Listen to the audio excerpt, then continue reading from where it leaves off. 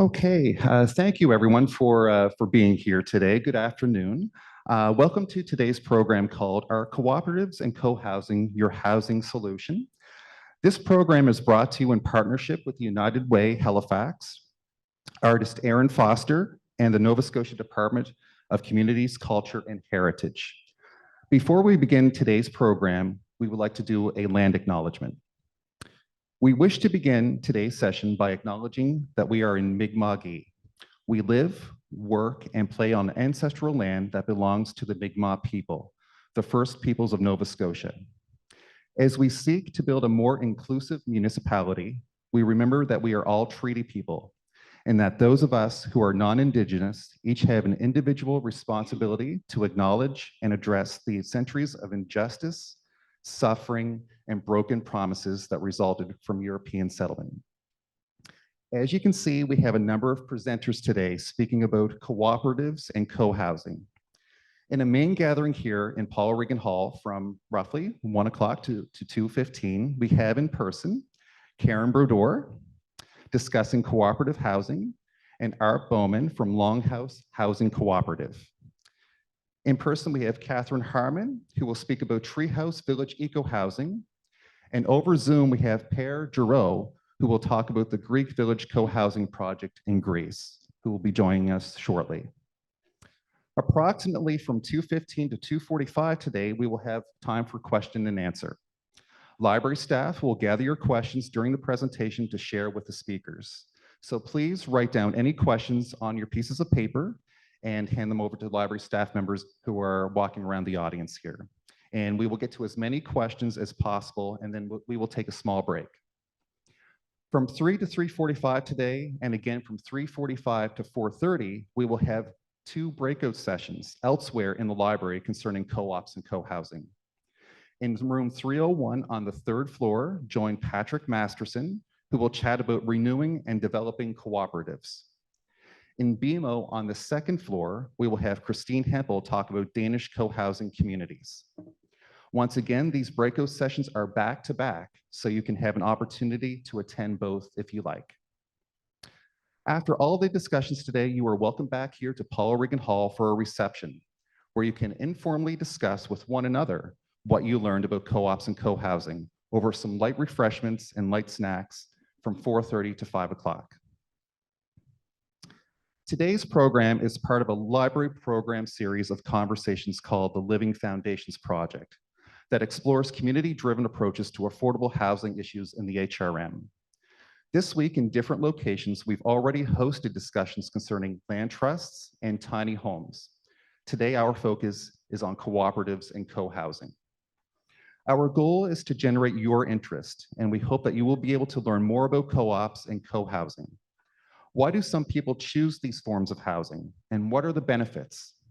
Perhaps what you learned today could be taken by you back to your communities for further discussion.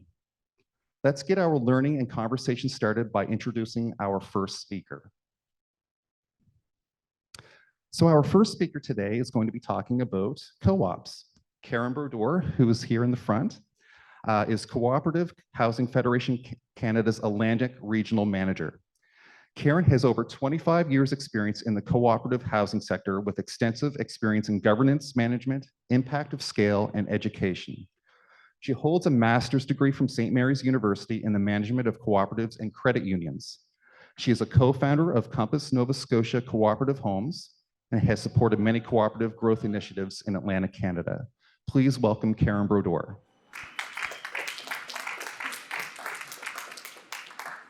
Thank you so much, everyone, and thank you for inviting me to be here today. I am first going to acknowledge that I am here on the Mi'kmaq ancestral and unceded territory of the Mi'kmaq people, and that territory was covered by the Treaties of Friendship and Peace with the Maliseet people, first signed with the British Crown in 1725. I'm going to talk to you today about housing cooperatives. As mentioned, my name is Karen Brodeur, and I have worked in the world of housing cooperatives for all of my adult life, first on the West Coast and for the last 20 years here on the East Coast. So I'm going to talk a little bit about the organization that I work for, what we do, what co-op housing is and a little bit about our legacy programs and how we're moving forward today and trying to develop new housing co-ops. I'm going to give you a little bit of information about co-op housing here in Nova Scotia, what it looks like and what we hope for it to look like in the future, and then wrap up, and hopefully you'll have some questions at the end. I apologize for having to flip my papers, but I don't want to forget anything. So let's actually put them here. That would probably be easier. So I work for a national organization called the Cooperative Housing Federation of Canada, and we provide advocacy, support, and education to housing cooperatives across the country. We have over 900 member cooperatives, and 69 of those housing co-ops are here in Nova Scotia. We are cooperatives ourselves, and we're governed by a board of directors that is elected nationally, and we are owned and controlled by our member cooperatives across the country. The organization I work for has been alive for over 50 years now, so we've been doing this for quite some time. Our vision for CHF Canada, it's a new vision formed in the last few years, just before the pandemic. We brought housing cooperatives across the country together and talked to them about a new vision for co-op housing. And the result of those conversations was a new vision, co-op housing for all. And what that means is that we want to grow the cooperative housing sector to make sure that anyone who chooses to live in a housing co-op has one to choose from. Our mission is to inspire, represent, and serve our members in a united cooperative housing movement. So we try really hard to work with all of our member cooperatives across the country. And I'm tasked with working here in Atlantic Canada, so the 4 Atlantic provinces. So just a little bit for those of you who maybe aren't aware of what co-op housing is. The co-op housing initiatives that we work with are nonprofit housing providers, and they may look like any other apartment building or any other house or duplex or townhouse that you would see, but they are member controlled and they are democratic in their nature. They follow the 7 international co-op principles, which means open membership, it means inclusion, it means education, it means autonomy from government, economic participation, and cooperation among cooperatives, just to name a few. Those common set of principles are what guide how housing co-ops work. So if you live in a housing co-op, then you have a right to a vote, you have a membership vote, and collectively you make decisions about the buildings that you live in. So while you may not own your own unit, you have a say in a collective ownership of the entire cooperative. So that's what sets housing co-ops apart from other types of rental accommodations. Housing cooperatives, the housing co-ops we work with, now in other countries, there are lots of housing cooperatives that are equity housing co-ops and for-profit housing co-ops, very popular in the United States. But here in Canada, the majority of housing cooperatives are nonprofit organizations.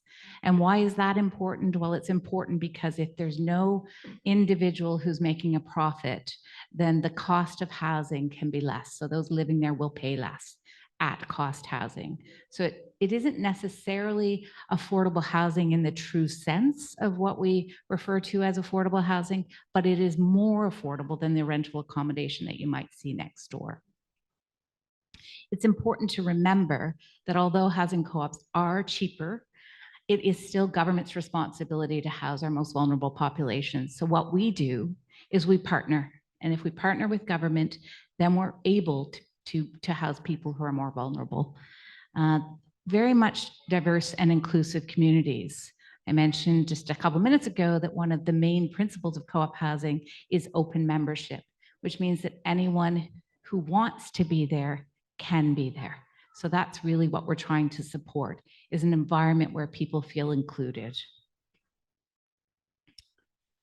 So I talked a little bit about the co-op difference, but I'm going to say this a little bit more. And when I left a small community here in Nova Scotia in my early 20s, and I moved to Vancouver and I moved into a housing cooperative, that was my first experience with housing cooperatives. And so the co-op difference is quite important to me and something that I feel very close to. So owned and controlled by the people who live there, so you have a say. Nonprofit, I mentioned. Inclusive, I mentioned. A place to put down roots. So no one is going to sell your unit. Nobody is going to renovate you. Nobody is going to say you have to leave as long as you follow the rules that are set. And the interesting thing about the rules is that you get a say in making them. So collectively, you get to work together and have a say. It's really interesting. Like I said, I moved from a small community in Truro, Nova Scotia, to Vancouver, BC, right downtown East Vancouver. And it was a huge change for me, going from a small town community to the city, and moving into a housing co-op gave me that. And then I started to work with housing cooperatives. So I like to say a co-op success story. I was educated. I was on the board of directors. I was able to put that on my resume. I started working with housing co-ops in BC, and then I moved back east and got the job with CHF Canada. So there are lots of these types of stories here in Nova Scotia as well. People have contacted me and said they started living in a housing co-op, they got on the board, they had been living in situations that weren't as positive, and then they were able to find their passion, go back. One person became a bookkeeper because she was the treasurer on the board of directors, and she was able to get some education through the cooperative, and then really set her goals and move forward. So really positive stories that we hear. Sometimes those aren't the stories we hear in the newspaper, by the way, but there are stories that I hear.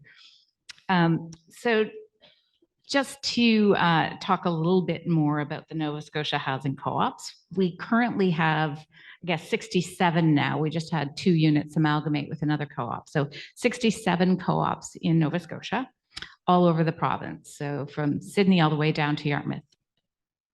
Over 1,700 units.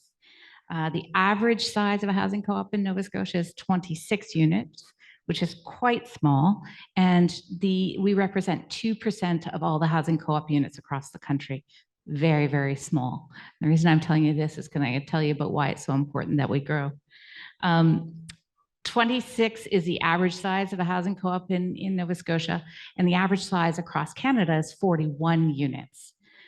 And the average size of a housing co-op in Austria is over 3,700 units. And this is really important because some of our smaller co-ops have struggled. And so we need to be thinking about how we build capacity, we build communication, we build cooperation so that the existing housing co-ops can do better and survive. But we also need to develop more so that we have some strength in numbers. Those strength in numbers become really important when we're doing our advocacy work to government about housing co-ops and why we need more.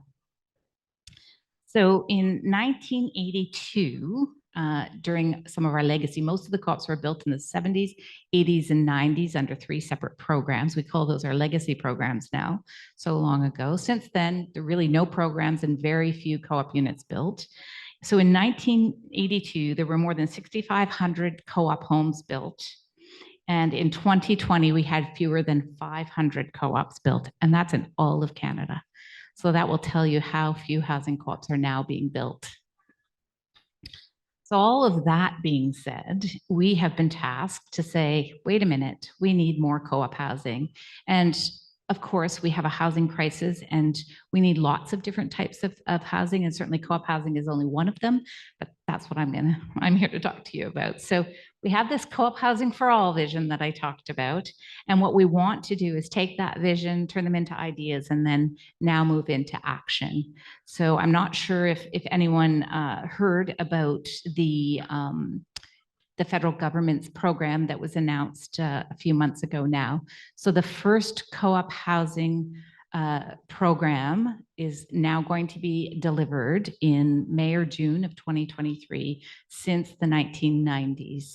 And we are helping CMHC in developing that program. And what that funding is aimed to do is build new co-op housing across the country. Now, what I'm aiming to do is to make sure here in Nova Scotia, we get our fair share of that money so that we can build more units. Lots of times we talk about a housing continuum. I don't really like to talk about it as necessarily a continuum. I like to talk about it as people having a choice and a say in how they want to be housed. And so again, co-op housing may not be the only solution, but it certainly is one of the solutions for people to have a choice in how they live. So opportunities, that's what I'm going to talk to you a little bit about now. We have many groups here in Nova Scotia that have been reaching out that are looking to incorporate housing co-ops and then develop new units. And a lot of these groups are existing community organizations that don't do housing, but actually really are on the ground and really are seeing some of the needs of the people that live in their constituencies and really wanting to get together. So we have a group in Queens County, a group in Mahone Bay, a group in the Valley, all working to make sure that we can start to build more units through communities. Additionally, we have some private developers out there that really want to get rid of their units. So private developers sometimes get funding from the government to keep units affordable.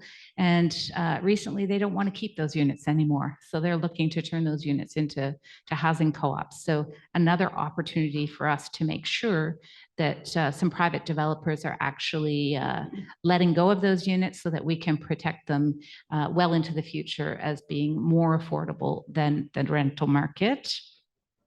And then there's two other large groups that we're working with, Compass Nova Scotia, which was mentioned at the beginning. I'm a founder of that cooperative and I'm currently on the board of directors. It was incorporated for growth, just so that we could use it and grow. So there's a 57 unit development happening down on Maitland Street right now. That is owned by Compass Nova Scotia. And we have two other projects in rural Nova Scotia, one in Shelburne and one in Digby, that we're working on, much smaller units, but those are retrofits. And the goal of Compass is to make sure that they can develop in both rural and urban areas in Nova Scotia. So really trying to take what they have and make sure that other groups are able to and Compass is really interesting and unique in that it has units all over the province. So when you talk about cooperatives and cooperative communities, I'm often asked, well, how does that work? But each of those separate areas call themselves neighborhoods, and they do social things together, but there's one governance structure which helps so that we can actually do some of that new development. So there's many neighborhoods that Compass has, 111 units is the total. And then the last project that I'm going to talk to you about is that we're in the process of developing a community land trust cooperative. And I know that there was some talk about land trusts, and the difference is that this will be a cooperative, not a society. And almost all of the land trusts across the country are developed as societies. So this will be a cooperative, and the cooperative will own the land and the buildings. And then we will be able to protect some existing assets that we know of. Our hope is also to help people who currently are in public housing that may be able to transfer over to the cooperative units, which would sort of free up some units in the public housing, and also to negotiate with the government for more rental subsidies to make sure that people can be housed appropriately. So that's another project that's well underway for co-ops, which is a little different than what we're used to. So just before I finish off my slides here, I just wanted to mention that the real difference between co-op living and the rental market is really the ability to have a say in your housing. So it's really important that people have choice. And that's really what we're looking for here, is we're trying to make sure that people are able to come in, they're able to say, I like this, I don't like that. There's security of tenure so that they can stay if they want to stay. And these are all things that people are talking about. During this housing crisis, we know that we have lots of people who are very vulnerable right now and unable to find housing. We also have people who are working and unable to find housing. You know, it's sort of broadened the spectrum of how many people are really looking for housing. So it's really about finding all the right mixes, finding out how to put those together and make sure that people have choice. Lastly, I just want to talk a little bit more about that inclusion piece. So when we developed Compass, and certainly in the future, when we start to develop housing co-ops, we're going to make sure that inclusion is at the top, so that people have a right and have a priority to housing who may not be able to get access housing in other places. So that is a policy of Compass's. If you identify as someone who's struggling to find housing, you go to the top of the list. And that's super important right now so that we can even that playing field a little bit. And also just making sure that we work with the right partners. So in housing co-ops, we're not service providers, but that doesn't mean that we can't partner with people who know how to provide services to people who need it. And then we can do more than housing, more than just four walls. And an example of that is we've been working with Autism Nova Scotia on what an inclusive community for people on the spectrum might look like. And what does that mean? And sometimes people say, oh, that's really tough, but it really isn't any different than putting in a ramp for somebody in a wheelchair. It's just about listening and partnering with the right people so that we can do housing right. Thank you very much.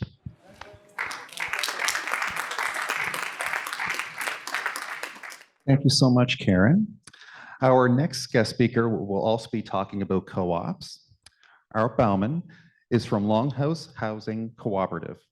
Art has been a member of Longhouse Housing Co-operative since 2019. He is an employee of Halifax Public Libraries and a member of Snoopy Local 14, Nova Scotia Union of Public Employees.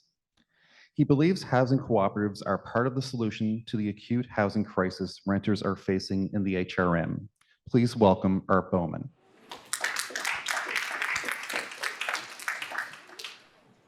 Thank you. Yeah, so I'm not an expert. I just live in a co-op. I've lived there for only 3 years. I have a limited experience in that co-op. But it's something that I've really come to love, and I'll just talk to you about my experience in it. So some background on the co-op that I live in. It was founded in 1987, before I was born, and it's quite small. So it's one of those smaller co-ops. It's 20 units, maybe has 26 members or 28 members, maybe 30 something if you count the kids. But yeah, so there's a small group of people. But like, I don't know where to exactly start with the sort of benefits of it. I guess from like the kind of easy things to sort of comprehend. It has, like you were saying, Karen, the security of tenure. I've never been in a housing situation in my adult life where I'm more secure. If I participate, pay my rent, put in a bit of sweat equity here and there, I have housing for the rest of my life. And most members in the co-op have been in the co-op for over 20 years, mostly like single mothers or just people who otherwise wouldn't have access to secure housing. They have either flats or access to an entire house that are in a walkable community, which is extremely rare in North America. My house that I live in is about, it's a 3-bedroom house, and it's about 50% lower than the average 1-bedroom in Halifax at this point, which wasn't the case when I moved in, but that's also an indication of how crazy the rental market has got in the city. In terms of like more kind of like interpersonal benefits, I guess I would say it's like a real community. I mean a real community in the sense of, like, we often talk about community like either based on like just identity markers or like sort of interests, niche interests, and those are like communities in a sense, but there's also this sort of deeper notion to community of like living together as people who share in a geography and like a space together. And I think that that's something I didn't expect in the co-op that I'm really finding, that there's a kind of, versus living in an apartment building, there's a kind of break with like social norms that exist in that space, where if I lived, or when I lived in an apartment building, if something broke in my unit, I would immediately call my super, or I'd immediately call my landlord, and they would get somebody to come, pay them to repair the thing. If something breaks in my unit now, instead of, as a private homeowner would have to do, going out and spending your own money to fix the thing, or retaining someone to fix the thing, you first have a whole network of 20 or 30 people that you can rely on to come share skills, share knowledge, trade ideas about what is the best thing to do. And that kind of like deep social norm of like reliance codependence or interdependence is like extremely rare. And so that's like a huge benefit that I've really retained from this experience. Yeah, you're also like, we do have rent increases like everyone else, but we get to decide on those rent increases. They're never surprises. You don't feel as individualized, I guess, as you would in an apartment building. There's also like the lack of risk of private ownership. It's not all on you. You won't go bankrupt unless you're in an equity co-op, I guess, but I don't really know what those are. But in the kinds of co-ops that are the majority of the ones that are in Canada, you're not personally liable. And you're also protected from like the kind of precarity of the rental market, right? That's all good stuff, but there's also problems. The problems are people are hard to work with sometimes. You know, people are hard to work and live with, and that doesn't change. And just because you know each other better and know each other, you know, you have potlucks and like, you know, everybody's kids and stuff like that. Like, these are people's homes, and when you have to collectively make decision about those homes, the person who lives there doesn't agree, but everyone else agrees. It's like hard for people to deal with sometimes because they're passionate about it, you know, and understandably. So navigating those kind of like interpersonal issues is a problem. But it's one that you have to be willing to like communicate through, be able to navigate through, both individually and as a group. It's a lot of volunteer work, like so much volunteer work. You have to put in sweat equity into your home. You have to like fix things that are broken because there's not always money in the maintenance budget to do so. These things are run at cost, and when surprises come up with your property, there isn't always money, especially due to market pressures, which I'll talk about in a minute. You have to put in, you have to learn a lot how to fix. Like I'm not a tradesperson. You have to learn how to like, I've learned how to like do plumbing. I've learned how to like do all kinds of things that I think are normal, like normal for a homeowner would be, but not normal for a renter. And then you have to learn how to like do administrative stuff, which would be like normal for a landlord to do, but not normal for a renter or even a private homeowner to do necessarily. You have to like know how to, yeah, like have discussions about like send out letters regarding like garbage pickup sometimes, or like misplaced things, or just like all kinds of random things. So it's good in that way, in the sense that you like learn a lot of new skills, but it is a lot of work. And then in the general sense, I think that they're like, for especially smaller co-ops, there's a lot of market pressure that comes down on these institutions. The people who founded my co-op, like I said, were not people with a lot of money. They were able to start it because they had access to programs and grants that were available in the 80s when they started it. That money dried up very quickly, from my understanding, and there has been very little money since. So as a result, they have always been behind. Like what they're able to pay and save has always been behind what the cost of things are, be that maintenance, repairs, or the cost of buying new units. So the ability to actually expand on our own and sort of maintain a really high level, or yeah, a really high level of housing has been like tough. But yeah, I mean, potential solutions to this have already been discussed. But I think also one thing that isn't really discussed in this conversation, and I always think about, is expropriation. So like, I know of one cooperative in Montreal that was sold to the tenants for $1 by the city in the 1970s. This has always been the prerogative of cities to do. And I think that it is an underexplored option, considering how many derelict and underused public buildings exist in our city that could be retrofitted to be housing.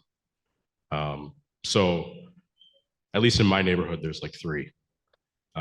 So yeah, there's I think a lot of opportunities for this sector of housing, and I think that the benefits, not just like in terms of meeting the basic need, but also like living in a more enjoyable, rooted life in your community that's less alienating is like really a huge potential for this type of housing. Yeah, that's all I'll say. Thank you.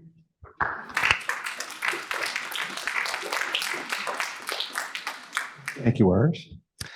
So we will move on to co-housing now, some co-housing discussions. And our next guest is Katherine Harman here in person. We do have a PowerPoint as well, I believe, for Katherine that we will put on the main center screen here. Katherine will be speaking about Treehouse Village Ecohousing. Katherine joined Treehouse in 2019 while she was still an associate professor in the School of Physiotherapy at Dalhousie, and has had several different roles in Treehouse. In her transition to retirement, she joined the COVID-19 and Co-Housing Partnership Engage Study, COPE's research group led by Dr. Lori Weeks. She and Caitlin Stoneham are conducting a study with the Treehouse members' experiences of joining a co-housing project in development. Let's welcome Katherine Harman. Thanks so much for inviting me. And I came through the speaker who will be leading the second session, and I'm blocking on your name, just Christine Hempel. So Christine and I met well, a little while ago, and we were chatting about our project, and she said, maybe you'd like to come and do this. So it was a bit out of the blue, but I'm happy to be here. And what I have to bring is, as Sean explained, a little bit about the research I did as a consumer, if you will, of pretty soon being a member of a co-housing project. And then I will say a few words about my experience of being a member of the Treehouse Village team, and we're a development company still, and so we're still under development. But then I will also mention Caitlin and I are doing a study of us. So we're interviewing members and trying to understand what the experience is of joining and sticking with the project under development and what they expect it to be like. So those are the three parts of what I'll do. And it's fun actually to follow Karen and Art. Because as I was listening, I was thinking, what's the saying, compare and contrast. In a way, this is sort of what we're trying to do here. And I'll do the similar, it's similar, but different, similar kind of living experience, I would say, in many, many fronts, collaborative, cooperative, and so on, and agency of your future, different because it's not a rental model principally, although we actually will be having rental inside, but the principal model is ownership. So just to give you kind of a high level compare contrast, and then you'll probably see as I speak other things that are different. So that's who, there we go. So what is co-housing? I've got sort of two slides, two ways of thinking about what is co-housing. One is, and so this is a picture of some of our members in a design workshop where we were trying to figure out what the layout of the village would be. All right, so we're not taking over other buildings, although some co-housing projects do, they renovate buildings. And the next slide I'll say about the intentionality of the structure, but that's what we're doing here. We're looking at the land we had purchased and how we would organize. And so it's unique because it's planned and financed by the folks who actually will be living there, right? So that's really what we're doing. And the other bit is that the philosophy around it is sort of trying to find a balance between independence and codependence, like you were talking about, Art, so that people can live kind of the best lives they can in a supportive environment. And then the other concept is this structure is built to facilitate social interaction. So our homes face each other. We're a lot closer together than a typical apartment building might be or a condo might be. And the common house, which is a very common element of our a co-housing project, is like when we looked at our land, we said, where are we putting the common house? We're putting it in the best property, the best location on our land, because we want everyone to go there and blend, right? So it's structurally designed to facilitate social connection. And then we have social structures that also are to get people together and support each other. And again, Art was talking about the meetings and the ways that we have to think about working together. I'll just explain our process. But those are kind of the two huge elements of co-housing. So you want to talk about benefits? There's some benefits of co-housing that have been written about in the literature. So this is like the stuff I did before I joined. And there's social, financial, civic engagement, and environmental. And it wouldn't take too long to really get it, but I'll just outline a few of the things. Because we're structured and the philosophy around is to be together, the benefit is being together, right? The social interaction, the supportiveness, the feelings of belonging, those sorts of things are fairly high in co-housing. Financially, there are benefits because the buildings, you're building new often or renovating. And so there can be efficiencies built in, knowing that people are going to be working or living together and sharing. But then there's also a built-in shared economy. So not everybody on my level in my building needs a vacuum cleaner. You know, I can do my vacuuming on Wednesday, they can do theirs on whatever. So there's this incredible opportunity for a lowered cost of living that is built into co-housing. The civic engagement finding, I found that really quite interesting. Again, to build on what Art was saying, we have to figure out how to do stuff ourselves and with each other. And some of those skills that we develop in the collective decision making actually has been found that people actually not only work hard together to do it together, but they turn outside of their community and they start using those skills in wider society. So that's what the civic engagement piece is about. And then the last, which is perhaps the most dominant right now in sort of the co-housing movement, is, you know, the eco villages, or the opportunities for pro-environmental behaviors and systems inside it's not a closed system. We're definitely not a gated kind of idea, but we're closed in the sense that we have an intentional shared economy where we can also have strong pro-environmental behaviors. Okay, and I just wanted to another slide about the social side of things. I don't think it would come to anybody's surprise that loneliness and social isolation is a big factor in modern society right now. And in fact, it's not just old people. It's been documented in teens and in the 20s and 30s, where people feel that they don't have the support they need and they end up without a lot of social engagement. And the loneliness and social isolation have also been linked to poor physical and mental health outcomes. And so not a ton of research, although Christine might be able to fill us in on that because I'm not on top of it all, but you can imagine that living in a co-housing or a cooperative, for that matter, the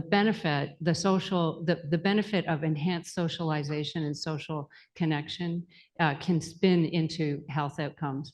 And there was one paper I remember reading that folks, and this was about aging in co-housing, that folks live in a co-housing environment longer than when you're outside into sort of more standard social housing or community housing before they need external health supports, which is of course why I'm moving into Treehouse. All right, what else do I have to say? Oh yeah, and I wanted to just mention Lori Weeks' work. We published just recently the results of some of our results of a study that was funded. And the question was asking, what was it like being in a seniors co-housing project during COVID? And the title of the paper had "The Best Place to Be" in the title. And just those are words from the paper, but essentially the things I just talked about, the social infrastructure, the opportunity for ongoing social engagement, the physical structure, all were seen by people living in co-housing as benefits of going through the pandemic. So it was just I found that a wonderful way to connect what I've been talking about. All right, so the next bit, I just want to tell you highlights of what it was like, what it has been like building this village. That's one of the little models we used when we were imagining what we were going to look like. We came up with a vision. So does Canadian cooperatives have a vision as well. We decided on a core set of values. So we said the planet, our neighbors and ourselves are important. So all of our decisions are tested against our core set of values. We chose a governance system, and this is probably something that's quite different than the co-ops that at least I've learned about. But our governance system is called sociocracy, which is a flat, distributed leadership type of governance. We make all our decisions inside of this governance system. And the statement that I chose to share is really sort of their purpose statement coming from the handbook, I guess, on sociocracy called Many Voices, One Song. We want to live in a world where people support each other, consider each other, help each other meet needs, a collaborative world. So the system, when it's played out, and this is a very recent picture, gives you an organizational structure where there's a center, it's all in circles. So there's a center circle we call the coordinating circle, and then there's a set of circles around it where a lot of the work is done in more focused areas. So there's development, there's community development, there's finance and legal, and so on. And then in the green circles, we call them sub-circles, an awful lot of work is done by a small group of people who have their boots on the ground and know what's up. And they're the ones that are making the decisions. So very, very few, it's not a consensus model. There are very, very few decisions that are actually made by the whole group. It's all a very distributed decision-making system. So anyway, that's what we chose, and it's working very well for us. We've made like thousands and thousands of decisions as a group, and only, I can count on two hands how many decisions we've made as a whole group. So that's our governance system. We made a set of community standards on how we interact with each other. And we agree that this is how we ought to interact with each other. I won't go through it in great detail, but we've committed to learning nonviolent communication and to work with each other and using compassionate language. We've agreed on a membership approach. So the Explorer, which actually doesn't exist anymore because we have sold our home, sold all our homes. But the Explorer role is to learn about Treehouse, and then we ask people to become equity members or shareholders in the development company. And that's where we're at right now because we're still a development company, but then ultimately we'll be buying our homes and becoming condominium owners. So it's an ownership model. We will all own our homes. All right. So this is a timeline. You can see, I don't know if there's a pointer, but anyway, you can see September 2018 when we got rolling, and we worked our tails off, literally and figuratively, very hard. And somewhere around here, about August 2021, we had this groundbreaking event. So that's a picture from last August, where we'd got our construction loan. We had the land, we got our construction loan, we had the development agreement with the town of Bridgewater, and things started to, be more obviously clear about what we're doing. So we're not there yet though, and we're hoping probably, that got cut off. Anyway, summer 2023 is likely when we'll all be living together. What else do I have to tell you about this? But we are all sold, so there are 30 homes in our village, and we've managed to sell them all. But we did a lot of the work without having sold them all, which that's another story. But here we are. So this is a collage of our 30 households. These are all, we're calling them founding members, because just like co-ops, not everybody stays forever. This will be the 30 that move in, and it'll change, of course, but you just get a kind of snapshot of what we have. And that's a 3D rendition of our common house, which is this building here. everybody's happy, of course, right? This is a marketing picture. Not everybody's going to be happy, right, Art? I know that. And then this is a residential building here. So we have four residential buildings, but just gives you kind of a sense of what it's going to look like. And so just to wrap it up, I thought it would be kind of fun to share with you a few of our findings. I'm sorry, I'm going to just have to turn to read this, but a few of our findings of interviewing people in the community now. Now, just keep in mind, we don't live together yet. We've just been building this thing. But we asked them, were you looking for co-housing? Do you know anything about co-housing when you joined us? And then some of our members knew about co-housing. They also knew how hard it was to make it work because they either came from trying to start one themselves or having been part of one and it didn't work or it didn't work for them, all kinds of things.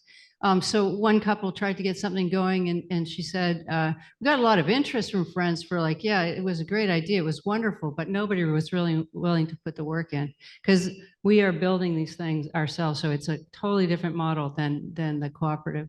And then we had some crazy people that didn't know anything about co-housing. They said, oh, sure. But at first it seemed a little out there, but they're still with us, which is great. And another person said, at first I wasn't really interested because I didn't know much about it. I was wondering whether it was some kind of commune or something, right? Yeah, not quite, but we get that all the time. Do you? Yeah. Yep, get that all the time, yeah. But what is it that drew you to co-housing? We asked. Well, so for me, it's sharing. So this is where it's the same, right? So sharing space, sharing resources, that almost like for me, chosen family, not family of blood, but chosen family, somebody who, kind of there for you in a certain sense that always has been really important for me. So sharing family or whatever we choose family to be, or tribe. Another person used the term tribe. That was always coming back. I always want to meet people like the same that I do, not exactly the same. We don't have to be all in line, but have the same values. And then another thing which I found really interesting, and I'm curious about how this is going to evolve, but because we don't live together yet, but we meet a lot on Zoom, by the way, lots and lots of meetings. But sometimes we get together in person now, right? So, and there's more people moving to Bridgewater. We've got about a third of our families live in Bridgewater now. So one person said, how did you feel belonging? Well, just for instance, we ran into each other at Fancy Pants Cafe, which is our coffee shop in Bridgewater. Wasn't planned, so that was nice. And then another who had moved from Bristol, UK to PEI. So when they were moving to PEI, they were told, oh, it will take 3 years to feel like you belonged. And it did, it most definitely did, they said. We've been here 3.5 months and we already know we belong. And that's because they're walking along the streets, encountering community members, right? So that really made them feel belong. And then from someone who's living in Toronto, doesn't live in Bridgewater. So I think it's like I've 10 times more contact with my future neighbors than I've had with my neighbors in my building that I've lived with for 10 years. So this sense of belonging, she said, not comparable. Okay, children are a huge part of our story as well. We are multi-generational. We have 2 children who are under 8 months, and our eldest's birthday is next week at 80. Speaking of her grandson, one said, to see him so at ease talking to other people just affirms the fact we're going to be such a rich community. And another who hadn't had her baby yet, but now is 2 years old, was relevant for us in deciding to become equity members, is having a child. This was a big part of it. The forest, there's other children. For that child, it would be really nice. Definitely a factor for us. Really early on, I think it was a big factor. So I think that was my last slide. Yeah, this is just a picture of us getting together in one of the dips in COVID when we could get together and share some food. But that's what I have to say.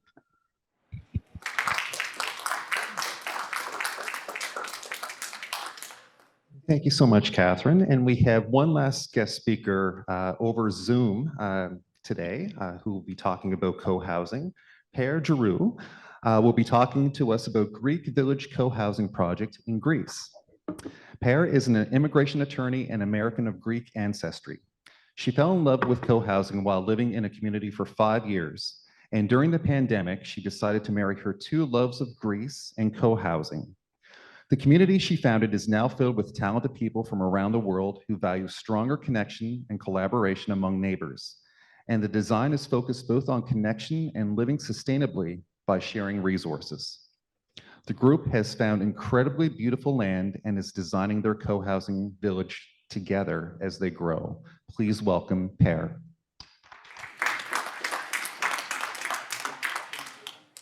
Well, it's a pleasure to be here. I've lost the picture of you, but I'm afraid that if you add it, you might lose my sound. So, well, you know, it's so wonderful to hear Katherine. Katherine, congratulations on Treehouse. It's really exciting to hear about what's happening in Halifax. And I have to say that the co-housing community is worldwide and super supportive. I just got off a sociocracy a meeting about sociocracy in communities where Treehouse and Greek Village Co-housing were talking together in another Zoom room. So one of the very exciting features of co-housing is that it's a worldwide experience. There are 180 communities in the United States. I think Katherine could tell you how many there are in Canada, maybe about 40, Katherine? Yeah, maybe about 40. And there are 300 in Denmark. So this is a global phenomenon. And I've thrown my PowerPoint and my talking points out the window because Katherine beautifully said them all. So what I'll do is I'll just add some layers of detail and tell you some things that are kind of unique about our community. I'm kind of afraid to show some slides because I'm afraid I'll lose you again, but I may try to share my screen. You tell me if that's a good idea. I'll put my chat back on so you can talk to me. Katherine beautifully compared the co-op notion to the co-housing concept. And it's really important to understand that co-housing really is a dramatically different kind of experience. It really isn't associated first and foremost with the buildings. Unlike a co-op, which can be a legal designation and something that you have after you're inside a building, co-housing is really an intentional community of people that often come together before anything is built. So Katherine talked about choosing each other, and that's what happens in co-housing. People who know or more often don't know each other come together and choose each other in a kind of extended family social setting, and they choose to care about each other. They are not necessarily all good friends, but they're all people who have chosen to care about each other. And Katherine talked about the fact that co-housing is really about design. It's about an architectural design as well as a social design. And I'm going to try to share my screen. I've switched PowerPoints from my more professional PowerPoint to this. I don't know, can everybody see it? We can see it, yes. All right. Well, this is not the one I was going to show, but to make different points, this is a few of us in Greece. We are a group that came together much like Katherine's group. They're about 2 years older than we are, and we're about a year and a half old at this point. And we came together from all over the world. We're multilingual, multinational, multi-generational, and we came together via a website. So you can find these websites on the Co-housing Association sites. There's a Co-housing Association for Canada, there's one for the United States, or you can just Google. If you want co-housing in Greece, you can Google that and you will come up with Greek Village Co-housing. So you find the communities that way. There are tours of communities, there are events, conferences. So you find them, and what you find within them is very similar. Much like Katherine's community, we are designing our community for a focus on more daily connections with each other. So in that way, co-housing really can be considered a design movement, not a housing type. It both is a design movement for architecture and a design movement for social governance. So unlike a co-op, the social governance of co-housing, as Katherine mentioned, is non-hierarchical. So they've chosen sociocracy. We have also chosen sociocracy. There's also other similar types of governance systems called consensus. But what they all share in common is a very dedicated commitment to having everyone's voice heard in all of the discussions, and making sure that no one's left behind, and making sure that the decisions made as a community are truly collective decision-making decisions. So not only is it a social governance design movement, but it's also a architectural design movement, as Katherine mentioned. And in Greece, of course, we have the village in a beautiful way that guides our particular co-housing communities' architectural features. So we will be using these UNESCO sites in our particular community. I wasn't planning on showing you this, but it gives you a feel for what one particular community's journey is. But like all co-housing communities, we do share a common house, and the common house is unique, I think, to most different other housing concepts. The common house in co-housing is an extension of your own home, and it's much nicer and very different than a clubhouse or something like that. It's something that you use on a daily basis, on an hourly basis sometimes. It has all of the rooms that we share, so that we don't have to put those in our own private homes. And in that way, we become more sustainable. One of the many, many ways we become a more sustainable development. And this is Chuck Durrett, the founder of co-housing in North America, including Canada, having dinner with his group in Nevada City. We will be cooking and eating together several times a week. And I'm sure Treehouse will as well. And I'm sure they've had many, many potlucks.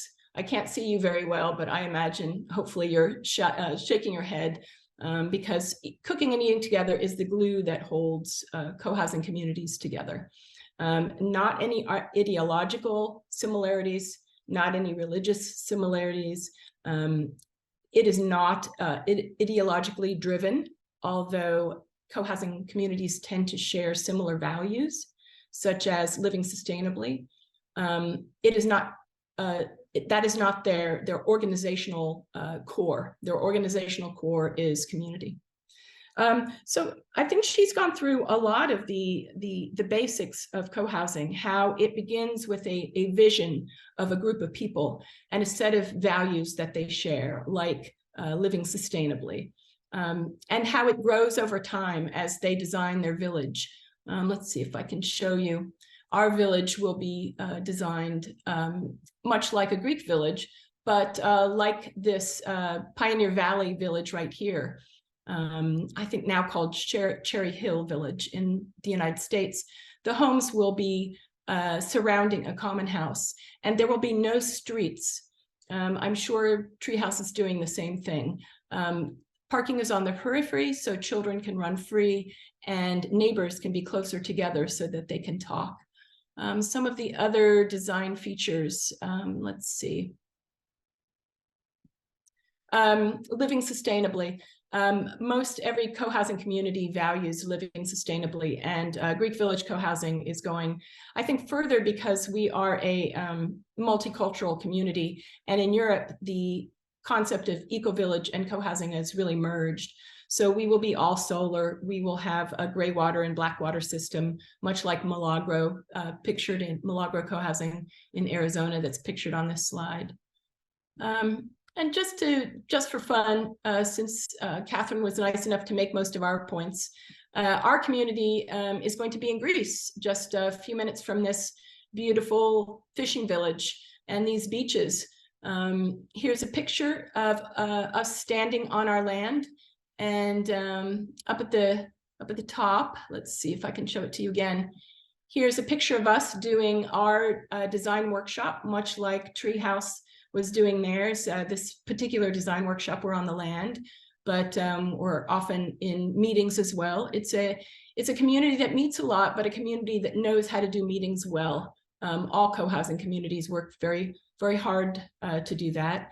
And they have a system of professionals around the world who now can go to your community and help you with conflict resolution, with nonverbal communication skills, with all of the social governance features that can be problematic in other communities and that don't have educational and professional support systems around them so that they can improve. And that's one of the reasons that co-housing communities generally have wait lists and are full, just like Treehouse is, before they're built. Whereas other communities do not have wait lists as much. So let's see if I can think of some other fun things about our community. Our community is going to be an agri-hood as well. We are going to have an olive oil mill. We have a vineyard, and we're going to have a winery. We have honey production. We are going to have dried fruit production. We have trees all around our land. And so we are just a few minutes from a major city. That is wonderful, but we are really going to be a rural community, whereas there are many, many co-housing communities that are urban. So co-housing can span a wide breadth of physical building types, but at its core, what Katherine's community represents and what our community represents are very similar things. And you know, Katherine, I look forward to hanging out more with all of you and learning about what's been happening in your community. Okay, thank you so much, Pare. That was excellent. Do we have any questions from the audience? We set aside a significant period of time for some question and answer, and we can take some questions now. So probably what we can do, if you haven't written down anything on a piece of paper, I can come and give you the mic so that we can hear you okay. So if you want to raise your hand, I'll come on up.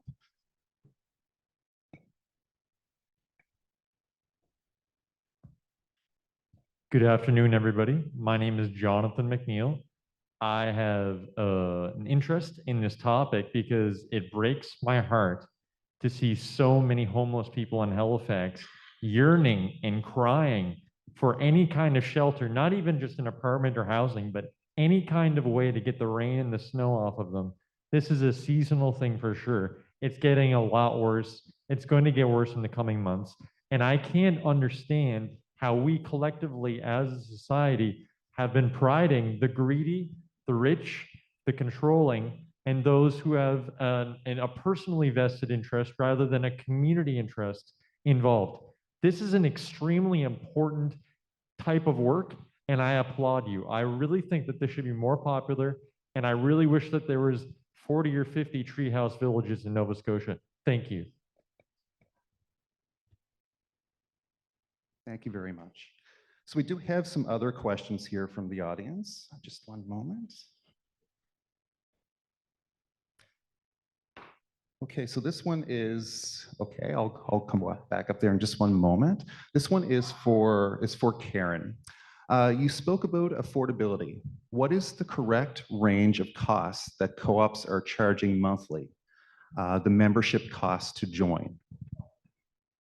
Right. So for the nonprofit housing co-op sector, membership fees to join range, but usually, I don't know, maybe you remember for Longhouse, they're usually only about $5, $10 for the membership fee. I don't know what Longhouse is. $5 is the sort of the standard. So joining as a member is certainly not expensive. That's easy. As far as the actual monthly fees, the rent or housing charges, that will vary from co-op to co-op depending on their expenses.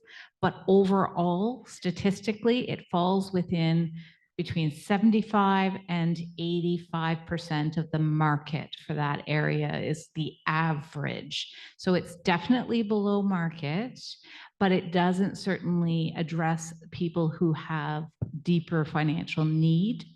And that's the piece when I talked about the importance of government still being at the table and those subsidies still being available. And then we get into a whole variety of reasons why, living wage and lots of different reasons why people need more than just four walls sometimes. And I just wanted to mention, because of that question, housing co-ops are considered mixed income, which means that hopefully no one will be turned away. So if you make more money and you're able to pay, you can be there. If you make less money and you're still able to pay, you can be there.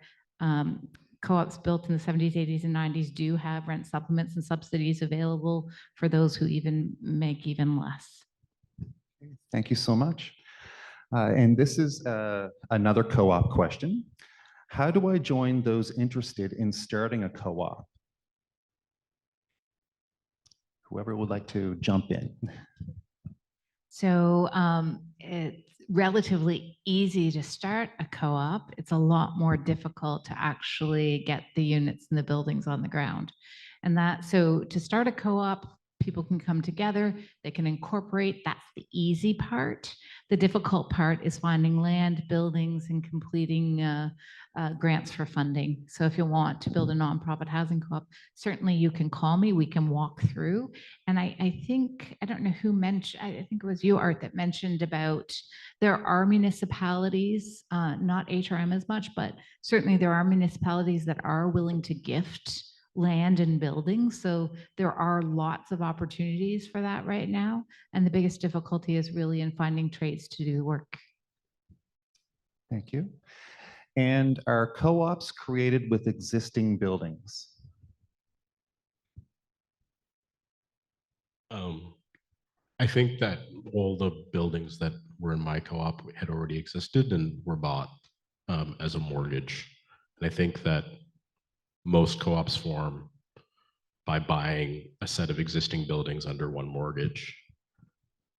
That's my understanding. Yeah, that's definitely what happened. And certainly you can start and build from scratch, but you can also, the two projects I talked about in Shelburne and Digby, one of those is a school that we're turning into, and the other is a hall that, an older hall that we're using. So always looking for opportunities. There's schools, churches, halls, sometimes hospitals. So there's lots of opportunity for taking existing buildings that aren't housing too and turning them into housing. Yeah, one thing I was going to mention but forgot, and I think it relates to the last question, is I think one other way that co-ops can be built is, and historically have been built, is through unions using their member dues to build them, or other independent organizations. That's like a huge, I think, pot of money and like resources that is democratically managed by its membership that is like just sort of being forgotten about. But yeah. Okay, can a small group of vulnerable people who need housing form a co-op?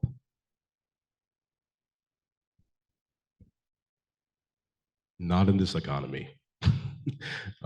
That's my opinion. I think that it's prohibitively expensive for regular working people to start a co-op on their own, unless you have access to a large amount of capital.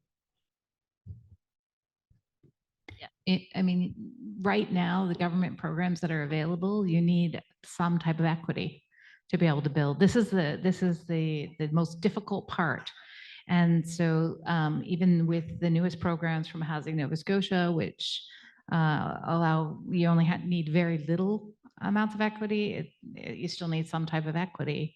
But what we can do is we can expand existing housing co-ops that do have equity, and we can use that equity moving forward to do more growth and development so that people can come together and have housing. Okay, and what is the average monthly cost for a co-op housing unit in the private sector? Lots of co-op questions. The average unit price in my co-op is about between $900 and $1,000. And that's for like 2 or 3 bedroom units, not for 1 bedroom units. These are units that are meant for families, really. Yeah. And are there wait lists for cooperative housing? Yeah. How long would you say the wait lists are on average? That may be hard to answer. I know that Kabuki Housing Co-op, which is on Agricola Street, had a posting for an open unit in 2017 that they did publicly, and they got over 700 applications for a 1-bedroom. A lot of people want, and that was before this most recent wave of rental increases. So I haven't seen a cooperative housing in Nova Scotia have an open waiting list in years. So, and it really depends on how many people leave, how quickly you go through. And in the last 4 or 5 years, no one is leaving. And are most cooperatives apartments, or are they single units in a house? My co-op has 2 houses. I live in 1 house. There's another house, and then there's the rest are flats. So like split houses like that are in 2 units. We have some more questions. Just a moment. Okay, thank you. Okay, this is about co-housing. Are there any totally green co-housing communities? Totally green. Meaning, well, probably more like yours, Pare, than ours for sure. We're on the village or the sort of the town water and those. Are you? Maybe it would be helpful perhaps to get. So it's part 2, talking about being energy respectful, considering a heated building, considering appliances, transportation, etc. Right. So I'll speak a little bit to ours and then. Yeah. Okay. So we're building a passive house. We're with passive house design. So the intent is that it will require minimal heating. Passive house design, in principle, means you actually your appliances and your body heat you enough for Canadian winter. So our electricity bills would be very low. We are installing solar panels as well, but we are on the town water, so we will be using town water. And actually, I'm really happy to say this. Yesterday, I just co-purchased an electric vehicle with one of our other members, so we have our first car share car. So we're building a car share electric vehicle car share for the property, and we got a grant to put in chargers. So those are things that are 100% are under our design, as Pare mentioned, important part of the design. And we will grow some of our own food, but we will not be, I don't think, as agriculturally deep as yours. I'd love to hear about yours, Pare. One thing I can speak to in talking about being green, if it's okay, I'd like to back up for a moment and talk about, kind of a paradigm shift in affordability. What I found in the United States and in Canada is that there are only so many things that you can do to make something affordable. And people have been as resourceful as they possibly could be over the decades, and it only goes so far. So another way to think about affordability is to step back and think about it more broadly, which is to say, there are larger and larger populations post-pandemic who no longer need to live where they're living. They now work remotely, or they are retired. And when you think about it, as a retired person, you really don't have to live where you are. You can choose to, but you don't have to.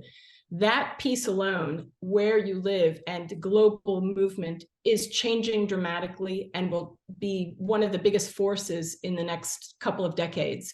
People no longer are seeing their locale as being the only place that they have to work or to live. So we have people from all over the world coming towards us to live in Greece for various reasons, and one of them is affordability. So we've got that piece of affordability, and then the legal structure itself, the co-op and even the co-housing legal structure within Canada and the United States is limited. And so what we've done at Greek Village Co-housing is take affordability one step further and chosen a a more creative, more interesting legal structure so that we could get larger subsidies. So we are on December 5th submitting a subsidy application for $3 million. And I think we have a good chance at it. And that is because I set up our company not as a co-op, not as a residential community, but as a hotel. But we are renting only to ourselves, and we are permanent residents. So I am one of a few people in the co-housing movement that are starting to look at other legal structures that enable you to tap into larger funds. And, I encourage that in Canada because I think there are more creative solutions to the affordability outside of just the traditional ways of looking at affordability. So because I now have us as a hotel business, we have access to tax write-offs for all of our meals and our maintenance costs and things like that. And we have access to subsidies. And as a result, what we're doing as a community is in our common house, we will have 10 guest rooms instead of just 1 or 2. I don't know how many Treehouse is having, but usually it's, between 1 and 3. How many do you have in yours, Katherine? I 2. can't see.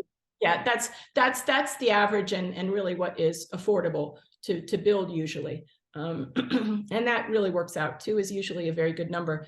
But if you want to make money and you happen to have your co-housing community in Greece, then you can invite Treehouse to come and vacation with you and to pay, $50 a night, and then you use that money to offset your maintenance costs.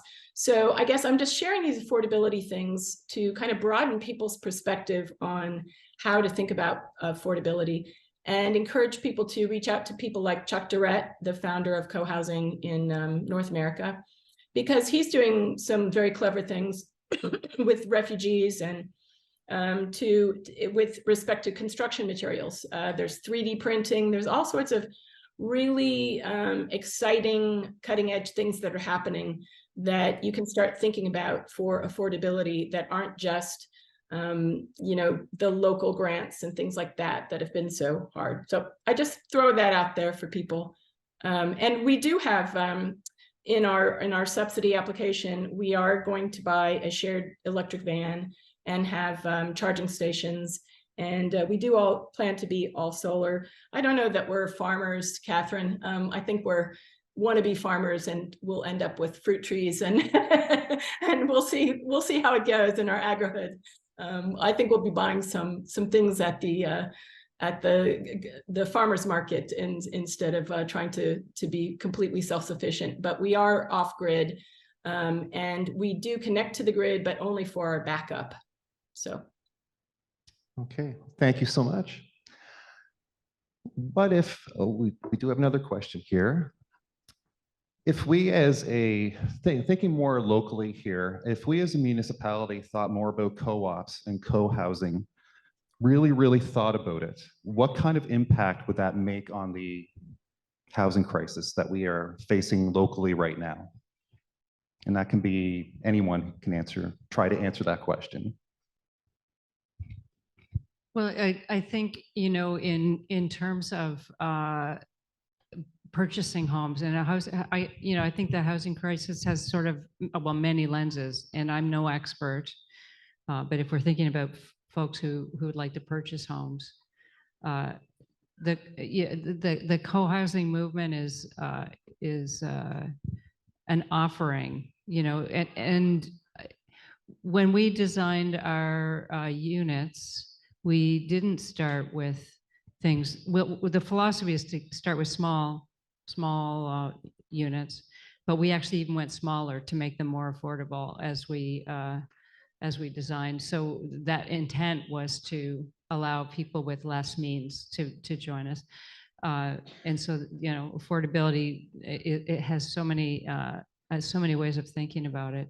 But the interaction with the community at large, society at large, is just yet another way of you know, if we have a collective of people who are intentionally living together, designing something that will support community development, then opening those doors to other ways of sharing, you know, maybe creating a larger space, more hotel rooms, who knows, where maybe people can manage with smaller and less supportive or less developed units, but be able to come to a place where the community can come together. You know, I don't know.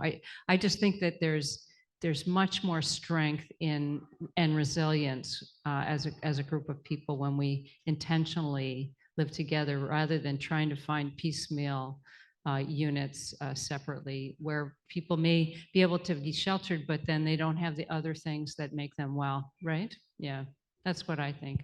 Over. Can I just add quickly to that? I think I'm not going to speak for co-housing, but I know co-op housing and probably co-housing too has been the best kept secret. And so I think that we can make a difference. There is a way, and it gives people choice. And that's really, I think, what we're looking for is opportunities to develop. And in my world, we're competing with the private sector developers. Governments are expecting us to do more and give us less. And so it really would be important if all three levels of government were on the side of supporting these, at least the co-op sector, I'll speak for the co-op sector, then we could make a huge difference to people having choice, and we would no longer be the best kept secret. Thank you. And we have another question here. In order to get grant money to improve, insulate co-op housing, you have to have a management company, and this is an added expense to tenants. There was a story in the news about housing co-op in Spryfield that was sold off to a private owner. Why was that not offered to a group of people? Yes, it is true that a lot of the provincial government funding has had requirements that can make it more difficult for existing housing co-ops to get funding for repairs. That's absolutely true. Although I think it is getting, you know, we're working on that getting easy, a little bit easier, but everything takes time. Yeah, I'd like to know that answer to that question too. Why is it that we had cooperative housing units that were sold for pennies to a private developer and are no longer, affordable housing units in the province? So I had mentioned a little bit about that land trust cooperative. The province of Nova Scotia still currently owns and manages several units of co-op housing that used to be co-op housing that made a couple of bad choices and are now owned by the province. And our recommendation to the province will be that those assets be transferred back into that land cooperative so that we can protect them in perpetuity.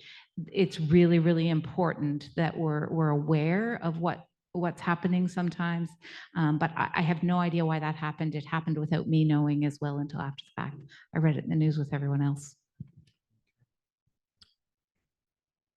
Yeah, I think this is like, as a co-op member, this is one thing that I am perpetually kind of like a little bit frustrated with.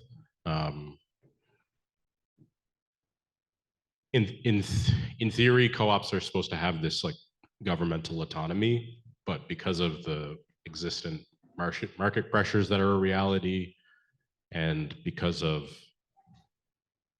government being a reality, we're sort of caught often in this catch-22. And the nonprofit management company that managed my co-op, which was the company that sold those units in Spryfield, they no longer exist. It was a company we spent thousands of dollars on every month. They were helpful in certain ways, but in other ways, very not helpful. And it was a money sink. They've lost funds. They've like, it's just like, there's a lot of, the more different bureaucracies that you tie up this money in, the less money it will get to the co-op and to get to the things that the co-ops need. So it's a little bit, that's one aspect that's a little bit frustrating. But I think that one thing that needs to, or maybe could help to prevent something like what happened at Spryfield again is there's potentially two options. One option is for all co-op housing to have in their bylaws that they have to be sold to another form of nonprofit housing. Mine currently doesn't, but we're working on changing that. And that is within the Cooperative Act, I think, a way in which a co-op, if it becomes unfeasible, won't go back onto the private market. But the other is, in general, if apartment buildings or workplaces even, or other types of institutions are sold, there's this thing called right to first refusal. And it's a law in many places. I think in the most successful example is in Northern Italy, in Bologna. About 30% of their economy is cooperative. And a large reason why that happened was because when employers or landlords were had to sell their assets for whatever reason, the employees or the tenants had the first right to bid on those assets before they went onto the private market. So that kind of option, having that legal option and maybe others that can help facilitate that, I think would help protect and expand co-ops for sure. Okay, thank you. And we have someone in the audience who would like to share a story with us. And I'm going to hand over the mic. Here, just raise your hand and I'll bring it up to you.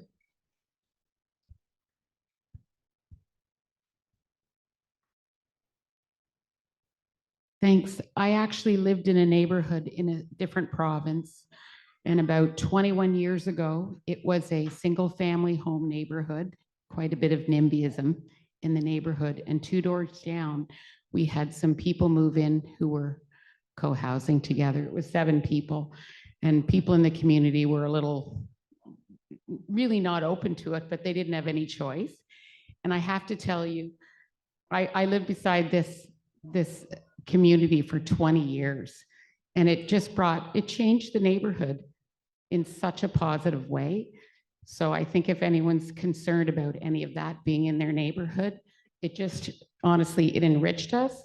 My kids watched it. I raised my kids beside these people. We're still friends with many of them. And people came and went over the years. So probably every 6 or 7 years, there was a turnover of different people. And it was just a really positive experience. So I think it's important for people to know that it's a great thing to have in the neighborhood. Yeah. Thank you very much. And we have another question.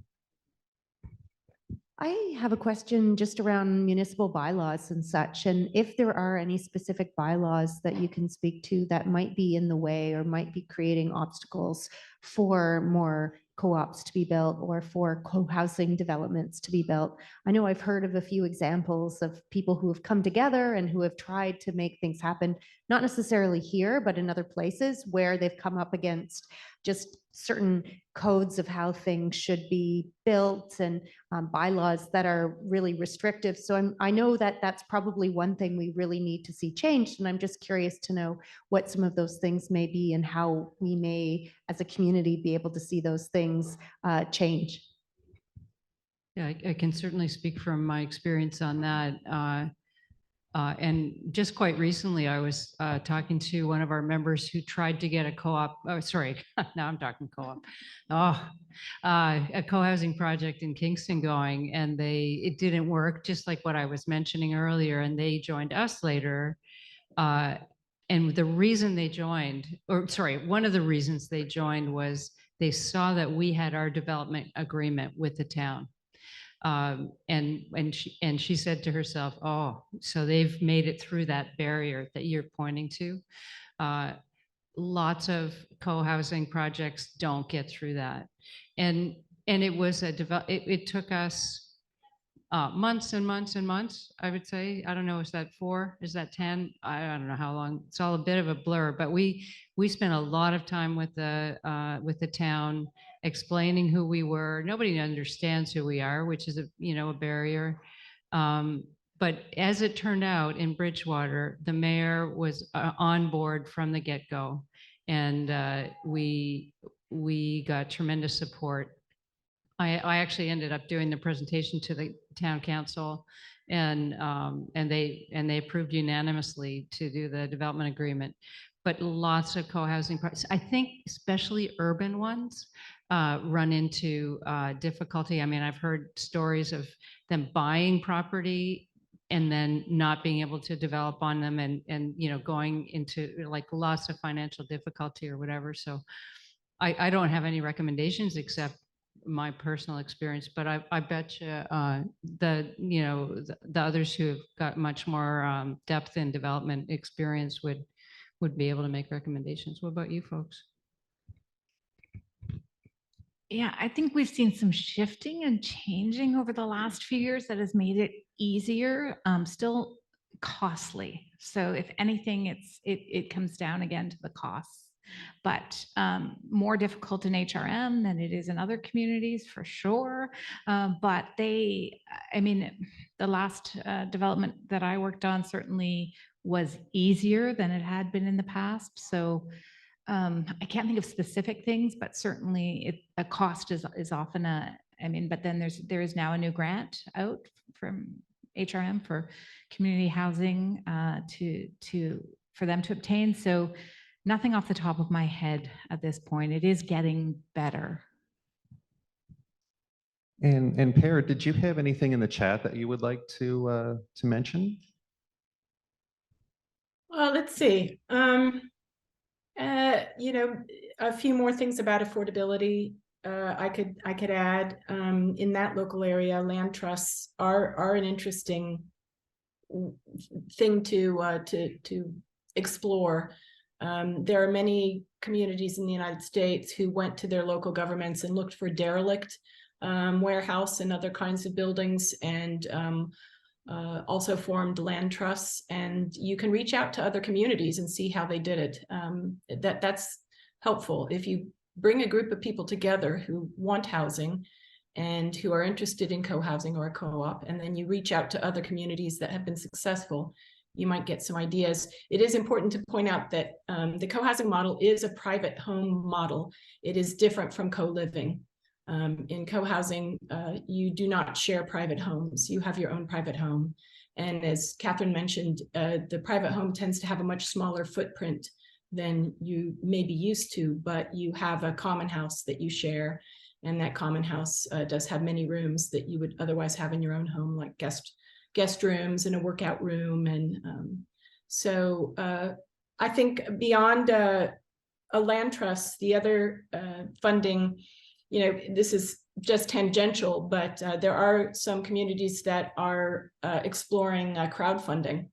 And as kind of silly as that sounds, there are some communities that are becoming successful using crowdfunding. There are also a couple of venture capitalist funds that you can learn about. I learned about them through Chuck Durrett's Facebook page because he's friends with all of them. And I don't remember any of their names but they're social good venture capitalists. So if you have the right group and you're organized enough, you can reach out to venture capitalists and say, hey, would you fund the construction loan? There are all sorts of clever ways to think beyond the obvious. I mean, one of the small things we're doing is we have a mixed income group. We have some people who are wealthy and some people who are lower middle class. We, to be honest, don't have people that are poor, but we do have people that are lower middle class. And the people who are wealthy are paying 2% more for their house. And we put it into a fund, and then we purchase, I think it's 4 homes. And in those homes, we're putting Greek teachers, Greek policemen, Greek people on Greek salaries who don't have the income to purchase a home, but have the income to pay the monthly payments. Okay, thank you. And we have another question here. Thank you. I have 2 things that I'd like to just touch on. I'm kind of surprised that there seems to be this false dichotomy between intentional community and co-op. And I I'm more inclined to, I'm an old co-op person. My sister was a founding member of a co-op here in Halifax in the 80s, and I had many friends who were part of the women's co-op here. And I think that at that time, there was, especially within the women's co-op, much more of a organizing around who we were, more political activism, all kinds of different ways that people came together. Co-housing wasn't a thing. It wasn't an option. It probably wouldn't have been an option financially for most of the folks involved either. And I'm sort of curious about how to expand that notion of intentional community within the non-private housing sector. And the other thing that I also very interested in is, are there any tiny house co-op communities even being talked about in this country? And is that a viable way of building more affordable housing, which also could include common buildings and areas that would serve the same purpose as a co-housing group would be putting out there? So those are my thoughts. I agree 100% that certainly co-ops that were, and even co-ops, existing co-ops today, can, if you talk to the members, they believe they are an intentional community and they are coming together. There are some co-ops that are not as close as others, obviously. And so, but we had over 30 housing co-ops come to us and want to redo their vision and mission. So they've been busy, they're tired. I mean, the volunteers, we talk about this, right? And they really wanted to get back to that. Who are we? What do we want to be? Who do we want to serve? So I think there's a new awakening again to what they used to be and what they want to be again. So I think that's a positive, and certainly we encourage groups to really think about that a lot. I haven't heard, I know in BC, so not on the East Coast, there's been a lot of talk about both modular and tiny home developments. I don't think there is one underway, but there's been a lot of conversation about that for sure, because I think it's important that we, again, it's all about members and what the members' needs are. So modular housing certainly is one, but also tiny homes would be another. But I haven't heard of any co-op in Canada that has tiny homes. Okay, any last minute questions? Any other questions before we take a small break, before we move on to the other sessions for the afternoon? So what we'll do is we'll take a small break and we can meet back at 3 o'clock in room 301. I'd like to thank our speakers, first of all, here in Paul Riggin Hall, for all joining us today. Thank you very much for starting the conversations. Much, much appreciated. And beginning at 3, we can join Patrick Masterson in room 301, who will be talking more about co-ops. And in BMO on the 2nd floor, we can join Christine Hempel, who will be talking more about co-housing. And there will be 2 back-to-back 45-minute long sessions, lots of time for discussion, and you can get a chance to attend both if you like. Thank you.